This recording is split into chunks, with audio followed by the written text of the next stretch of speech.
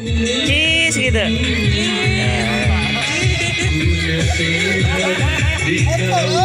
GNKPA Gerakan Nasional Kemitraan Penyelamatan Air memang menjadi agenda tahunan dari komunitas juga yang melibatkan Balai Nasional Kemitraan. Nah, kami di sini dari Sekber Sangsaka yang dari komunitas juga ikut andil. Agenda kali ini menanam kembali tempat-tempat atau hutan lokasi-lokasi yang sudah tandus. Nah, tadi sudah dapat kita lihat bersama seremonial yang disampaikan oleh Wakil Bupati Balai Nasional Kalimantan Selatan. Banyak harapan tentunya untuk perbaikan-perbaikan lingkungan ke depan. Salah satunya melalui event yang seperti ini, Gerakan Nasional Kemitraan Penyelamatan Air.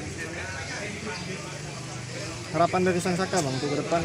Harapan dari Sangsaka tentunya harus lebih banyak lagi aktivitas seperti ini, tidak hanya seremonial, tapi kemudian kita berharap ada demplot untuk edukasi masyarakat terkait perubahan iklim dan migrasi. Nah, kita butuh tempat yang bisa dijadikan contoh, tidak hanya seremonial belaka, tapi itu yang mau kita dorong ke depannya bersama Kabalai. Kita usahakan ada demplot. Artinya di situ kita berbicara ketahanan berbicara penghijauan, ketahanan hutan, catchment area, sumber mata air, aliran sungai, sungai Kapuas, kemudian sampai ke muara. Kita berbicara das secara relatif besar. Yang kedua kita berbicara sosial ekonomi, budaya, dan pendidikan formal maupun informal. Ini kita akan dorong pemerintah atau dalam hal ini Balai Wilayah Sungai Kalimantan Selatan untuk mendesain itu ke depannya.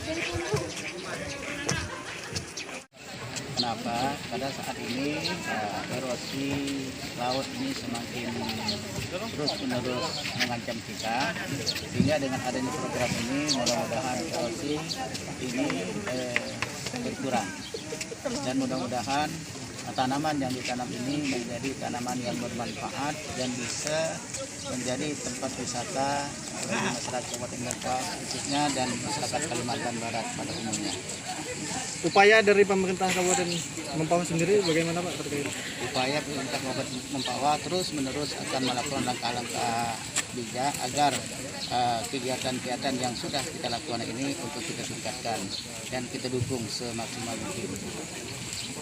Untuk komunitas di Mempawah Pak terkait pegiat sungai, apakah ada masukan kepada pemerintah kabupaten?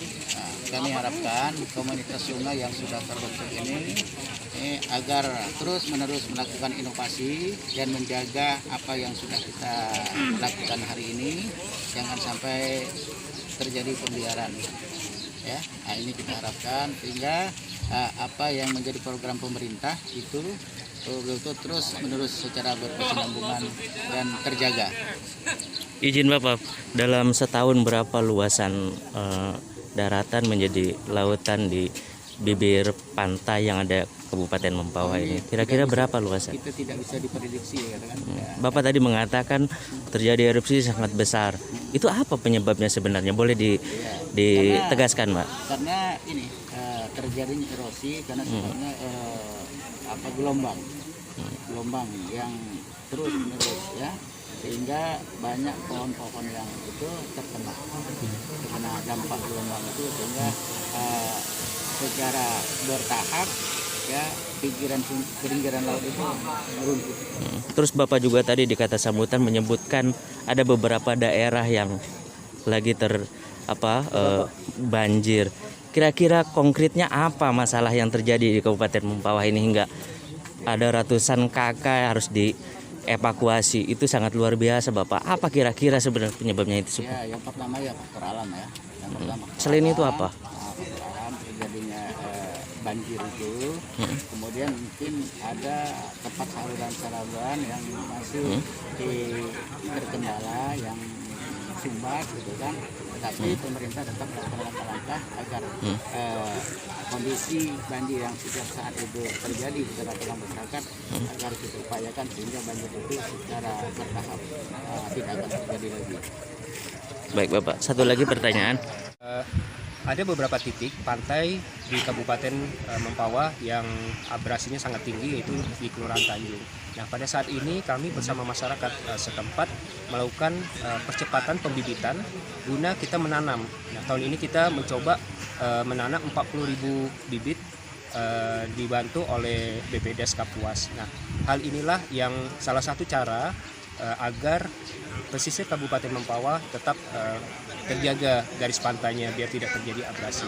Nah, MMC telah melakukan kegiatan konservasi semenjak 2011 hingga saat ini sekitar 9 tahun, dan alhamdulillah pesisir yang dulunya itu tidak ada mangrove sekarang sudah semakin lestari.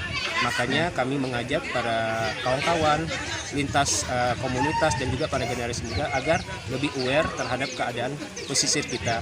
Tidak hanya pesisir, namun juga di daerah daratan. Agar apa? Agar hutan ini semakin lestari dan tetap terjaga seperti itu. Baik. Untuk wisata sendiri bagaimana, mangrove?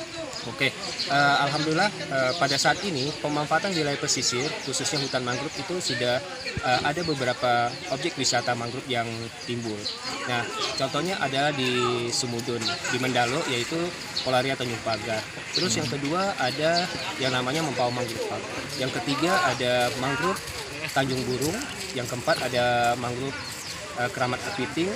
Kelima itu ada yang namanya Cinta Mangrove Park di Desa Sungai Baka Besar Laut dan Sungai Tinggi. Nah, ini merupakan hal positif di mana jika mangrove itu lestari dapat dimanfaatkan oleh masyarakat, terutama untuk meningkatkan ekonomi mereka. Selain pemanfaatan soal wisata, ada nggak di pemanfaatan lain dari buah mangrove misalnya infonya? Jadi mangrove itu bukan hanya bisa dimanfaatkan dari jasa lingkungan, tapi beberapa jenis mangrove itu bisa menjadi olahan seperti sirup ataupun dodol ataupun tepung. Sudah dilakukan. Nah, kami di MMC sudah mencoba mengeksplorasi, namun baru tahap eksplorasi dan pembelajaran.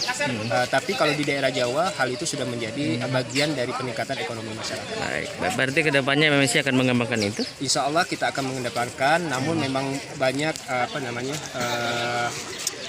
tantangan karena pangsa pasarnya sangat terbatas, dan namun kita secara edukasi kita sudah kembangkan dan juga sudah mensosialisasi kepada masyarakat pesisir khususnya. Baik, terima kasih.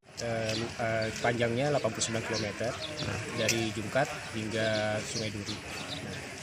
Dari adanya pesisir yang 89 km itu, beberapa titik di wilayah Kabupaten Mempawah itu mengalami abrasi. Nah, abrasi ini sudah terjadi semenjak tahun 70-an yang lalu. Nah, mangrove yang ada pada saat ini berkisaran 2.000 hektar dan juga telah mengalami pertumbuhan Mempawah memiliki garis pantai itu 89 km dari Wajo hingga Sungai Duri. Nah, dari 89 km itu terbentuklah hutan mangrove. Data update 2018 dari WWF Indonesia olahan data Clark Labs itu sekitar 2.000 hektar lebih. Namun walaupun mangrove kami sekitar 2.000, ada beberapa pesisir yang tidak ada sama sekali mangrove-nya. Contoh adalah pesisir di Kelurahan Tanjung. Nah, di mana sekarang sudah terjadi abrasi hingga 1 kiloan.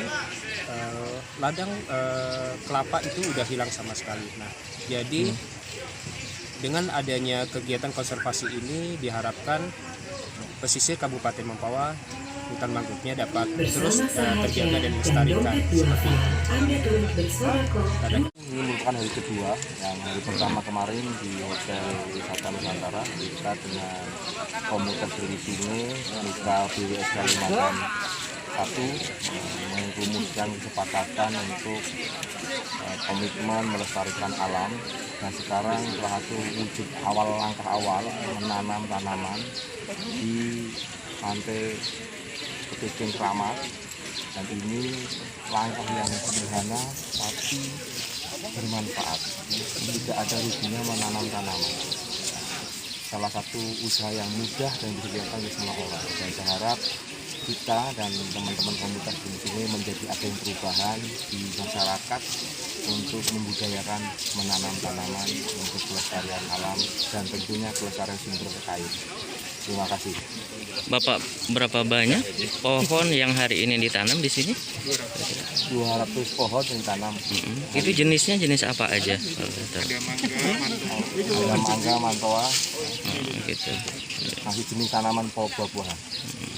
Bapak, kalau terkait soal Bapak melihat antusiasme komunitas yang ada di Kalbar ini, kalau menurut Bapak seperti apa selama 2 hari ini? Luar biasa antusias komunitas di sini Kalbar. Dan ini yang harus kami di Kalimantan 1 pasti mendorong terus agar kita langkah kita bersama tetap istiqomah untuk melestarikan alam ini. Kedepannya, Komunitas Komunitas ada 30 komunitas. kedepannya akan seperti apa Pak? Apakah akan menjadi ada sebuah percontohan di suatu tempat gitu untuk dikerjain sama-sama atau bagaimana Bapak? Ya. Kami mengharapkan ke depan setiap komunitas kan punya areal-arealnya. Nah, itu Dampingan atau bagaimana?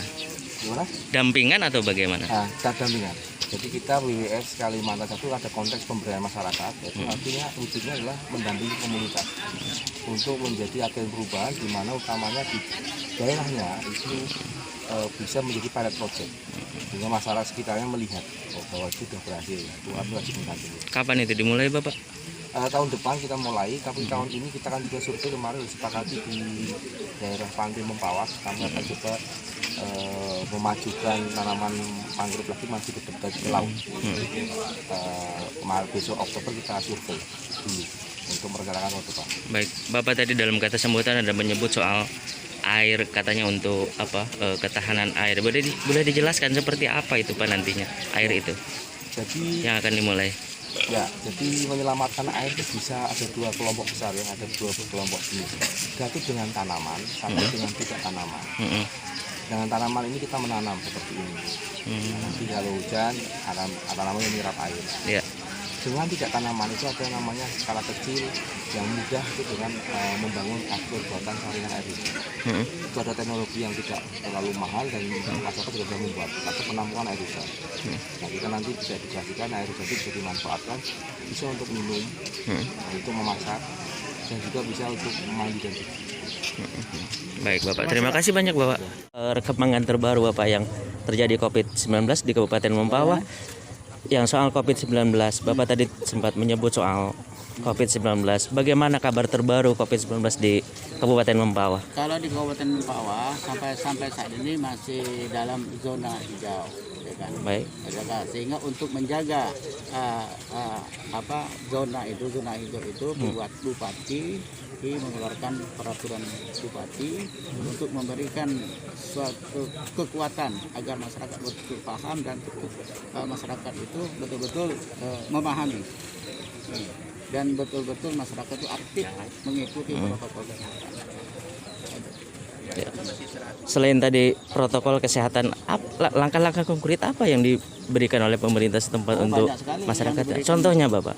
Diberikan kepada masyarakat secara berjenjang, memberikan sosialisasi dari gugus tugas, karena kita kan udah ada gugus tugas kabupaten, kecamatan, desa, dan seluruh sampai ke RT itu sudah kita bentuk gugus tugas.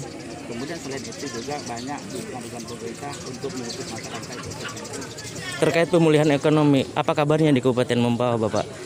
Ya, untuk pemulihan ekonomi di Kabupaten Mempawah kita tetap mengacu kepada peraturan yang dikeluarkan oleh pemerintah pusat. Itu acuan kita.